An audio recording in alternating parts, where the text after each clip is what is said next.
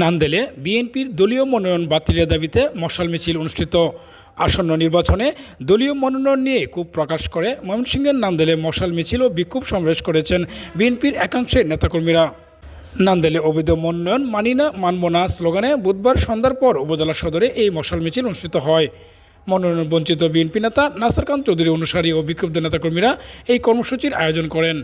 বুধবার সন্ধ্যার পর ময়মনসিংহ কৃষ্ণগঞ্জ মহাসড়কে মশাল জ্বালিয়ে এই মিছিল বের করা হয়। মিছিলটি নান্দেল উপজেলা সদরের প্রধান প্রধান সড়ক প্রদক্ষিণ করে। বিক্ষোভে অংশ নেওয়া নাসির খান চৌধুরীর অনুসারীরা অভিযোগ করে বলেন, দলের চরম দুর্দিনে এবং বিগত দিনের আন্দোলন সংগ্রামে যে সমস্ত নেতাকর্মী রাজপথে সক্রিয় ছিলেন তাদের মূল্যায়ন করা হয়নি। ত্যাগী নেতাদের বাদ দিয়ে যাকে মনোনয়ন দেওয়া হয়েছে তা তৃণমূলের কর্মীরা মেনে নেবেন না। বক্তারা অবিলম্বে ঘোষিত সম্ভাব্য মনোনয়ন বাতিল করার জোর দাবি জানিয়েছেন। পাশাপাশি দলের স্বার্থ বিবেচনায় ত্যাগী, পরীক্ষিত ও জনপ্রিয় নেতার হাতে দলীয় মনোনয়ন তুলে দেওয়ার জন্য কেন্দ্রীয় নেতৃত্বের প্রতি জোর আহ্বান জানান। উক্ত মশাল মিছিলে বিএনপি সমর্থিত বিপুল সংখ্যক নেতাকর্মী ও সমর্থকরা অংশগ্রহণ করে।